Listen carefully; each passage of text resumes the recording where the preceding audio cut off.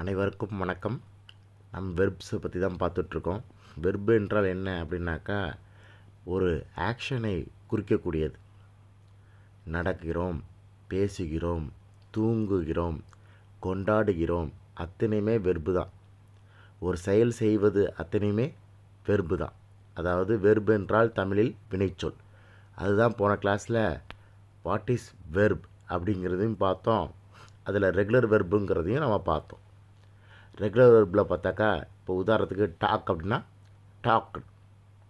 இதே past பார்ட்டிசிபிளில் talk to. அப்போ இது போல் இருக்கிறதெல்லாம் பாஸ்ட் பார்ட்டிசிபிள் என்ன, இதெல்லாம் போன வகுப்பில் நாம் பார்த்தோம். சரிங்களா? இந்த வகுப்பில் ரெகுலர் வெர்புக்கு அப்புறம் இர்ரெகுலர் வெர்பு. அந்த இர்ரெகுலர்னாலே அந்த பேர்லேயே வந்துருச்சு. ஒரு ரெகுலர் கிடையாது. ஒரு வெர்புன்னா ஒரு ரெகுலராக இருக்கக்கூடியது. சில நேரங்களில் இந்த கிராமரை மீறி இந்த வெர்பு ஃபாலோ பண்ணாது.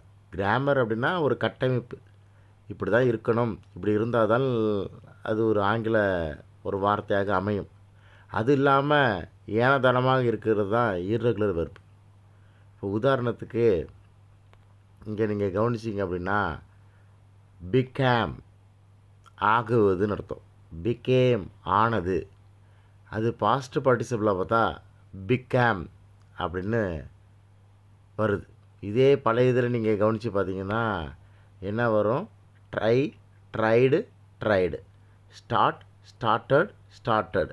இது போல் தான் வேர்ட்ஸ் வரும். நீங்கள் பார்த்துருப்பீங்க, அப்படி தானே? ஸோ இது போல் நம்ம இங்கே ட்ரைடு இது போல் பார்த்துருப்போம் நம்ம. ஆனால் இந்த இதில் பார்க்கும் பொழுது ஒரு ரெகுலர் வெர்பு பார்த்தாக்கா, ரெகுலர் வெர்பில் டாக் அப்படின்னாக்கா டாக்டுன்னு வரும், ஈடி சேர்த்துட்றாங்க. ஆனால் இந்த இதில் நீங்கள் கவனித்து பார்த்தாக்கா, இதில் பாஸ்ட் பார்ட்டிசிபிளும் பார்த்தீங்கன்னா உங்களுக்கு டாக்டுன்னு தான் வருது. ஆனால் இதே இர்ரெகுலர் வெர்பில் பார்த்தாக்கா எப்படி வருதுன்னு நல்லா கவனிங்க. பிகேம் அப்படிங்கிறது பாஸ்ட் பார்ட்டிசிபிள்லேயும் பிகம்னு வருது. இதே பாஸ்ட்டில் பார்த்தாக்கா பிகேம்னு வருது. அப்போ பாஸ்ட்டுக்கும் பாஸ்ட் பார்ட்டிசிபிள் என்னங்கிறது போன வீடியோவில் பார்த்துருப்போம். பாஸ்ட்டு அப்படின்னாக்கா கடந்த காலம், முடிந்து போன அப்படிங்கிறதான். பிகேம் முடிஞ்சிருச்சு, ஆகிருச்சு அப்படின்னு. பாஸ்ட்டு பார்ட்டிசிபிள்லாம் இப்போ தான் ஆச்சு அப்படிங்கிறது. ஒரு தற்செயலாக முடிந்தது தற்செயலாக ஒரு குறுகிய நேரத்திற்கு முன்னால் முடிந்து விட்டது அப்படிங்கிறது தான் அந்த பாஸ்ட் பார்ட்டிசிபிளோட கான்செப்ட். இப்போ சூஸ் அப்படின்னாக்கா சூசன் பாருங்களேன், இதான் பாஸ்ட் பார்ட்டிசிபிள். நம்ம பார்க்குறது இர்ரெகுலர் வெர்பு. ஒரு வெர்பே ப்ராப்பரான வெர்பு கிடையாது. ட்ரிங்க் தான் ட்ரங்க். சரிங்களா? இதுவே ஒரு ஓன் ரூல்ஸாக வச்சுக்கிறது. அதான் அந்த ஓன் ரூல்ஸ் தான் இர்ரெகுலர் வெர்பு. இப்போ அடுத்தது பாருங்களேன், கட் எல்லாத்துக்கும் ஒரே தான்.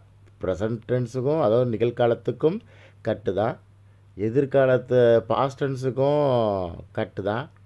இப்போ தான் முடிஞ்சிச்சு அந்த வேலை அப்படிங்கிறதுக்கும் அந்த வெர்பும் கட்டு தான் சொல்கிறாங்க.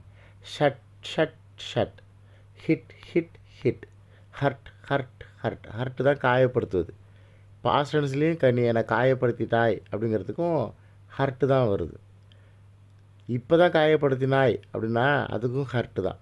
இது மாதிரி ஒவ்வொரு இதுவும் பாருங்களேன். இதில் பாருங்கள், ஆனால் எல்லாத்துக்கும் இதே மாதிரி ஒரே இதாக வராது. ஹர்ட்டுங்கிற மாதிரி. பில்ட் இந்த இடத்துல பார்த்தா டீ வரும். டிக்கு பதில் டீ போடுறாங்க, பில்ட். இதுலேயும் பில்ட்டுன்னு வருது. நல்லா கவனித்து பார்க்கணும். பில்ட்டு சரிங்களா? அதுக்காக தான். ஸோ இதுலேயும் பாருங்க, ஃபவுண்ட் பாஸ்ட் படத்துலேயும் ஃபவுண்டு வருது, பாஸ்ட் டென்ஸ்லேயும் ஃபவுண்டு தான் வருது. அடுத்தது பார்த்தாக்கா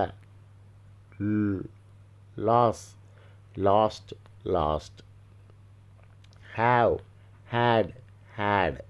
ஸோ இது போல் தான் சொல்கிறது தான் இந்த இது. சரிங்களா? அதே மாதிரி பாருங்களேன், இர்ரெகுலர் வெர்பில் சிங்க்குன்னு வந்துருச்சுன்னா சாங்க்கு வரணும், சன்க்குன்னு வரணும். பிரேக்குன்னா ப்ரோக்கன். அப்போ ப்ரோக்கன் எங்கேயாச்சும் பார்த்தீங்க அப்படின்னாக்கா அதெல்லாம் past participle. This glass broken அப்படின்னு வந்துருச்சுன்னா இப்போ தான் இந்த கண்ணாடி உடஞ்சிருச்சு, ஆனால் இப்போ தான் தற்செயலாக உடஞ்சிருச்சு. ப்ரோக் அப்படின்னா அந்த கண்ணாடி எப்போயோ உடஞ்சிருச்சு. பிரேக்கு தான் அந்த கண்ணாடி உடைந்து கொண்டு இருக்கிறது. ஒரு ப்ரெசண்ட்டாக உடையுது அந்த கண்ணாடி. அப்படிங்கிறதுக்கு தான் இந்த ரெண்டாவதுல பிரேக்கு, புரோக்கன்ட்டு. ரிங் சத்தம் வருவது, இதே ரேங் சத்தம் வந்தது, அலாரம் அடிக்கிறது. இதே ரங் அப்படின்னா அதுவும் சத்தம் கொஞ்சம் நேரத்துக்கு முன்னாடி அடித்தது அப்படிங்கிறது தான். அதே மாதிரி கடைசியாக 4வது பாருங்கள், ட்ரிங்க் குடிக்கிறது, தண்ணி குடிப்பது, இல்லை லிக்விட் ஜூஸ் எதுவாக இருந்தாலும் சரி. ட்ரிங்க், ட்ராங்க் குடிக்கிறது, குடித்தேன், இது இப்போ தான் குடித்து முடித்தேன் அப்படிங்கிறதுக்கு ட்ரங்க்குன்னு வருது. Drink, drank, drunk. அப்போ இதில் என்ன விஷயம், இதில் எப்படி சார் எதுக்கு எதை பயன்படுத்துறது, கொஞ்சம் கன்ஃபியூஸாக இருக்கே அப்படின்னா அடுத்த வகுப்பில் பாருங்கள். அதற்கு சில விஷயங்கள் மூலமாக நம்ம எப்படி அதை சிம்பிள் பாஸ்டில் எழுதுறது. இப்போ ட்ரா அப்படின்னா எப்படி ட்ரீவ்னு சொல்கிறாங்க, அடுத்து ட்ரான்ங்கிறாங்க. இதை எப்படி மைண்டில் வச்சுக்கிறதுங்கிறத அடுத்த வகுப்பில் பார்க்கலாம். அதுவரை நீங்கள் ப்ராக்டிஸ் பண்ணணும். ப்ராக்டிஸ் பண்ணால் தான் ஸ்போக்கன் இங்கிலீஷ் வரும். இல்லாட்டி கிளாஸ் கவனிச்சிட்டே இருந்தால் ஸ்போக்கன் இங்கிலீஷ் வராது. You have to get practice பண்ணுங்க. Practice makes a man perfect. Okay, next வீடியோவில் அந்த சிம்பிள் ப்ரெசன்ட் எப்படி சிம்பிள் பாஸ்ட்டாக, இது irregular verb இன்னும் முடிவு பெறவில்லை. இன்னும் கிளாஸ் போகுது. அடுத்த கிளாஸில் நம்ம மீண்டும் சந்திப்போம். நன்றி, வணக்கம். உங்கள் ஃப்ரெண்ட்ஸில் எல்லாத்தையும் சொல்லுங்கப்பா. சப்ஸ்கிரைப் பண்ணுங்கள், இந்த வீடியோவை பாருங்கள், ஷேர் பண்ணுங்கள் இந்த வீடியோவை. நன்றி, வணக்கம்.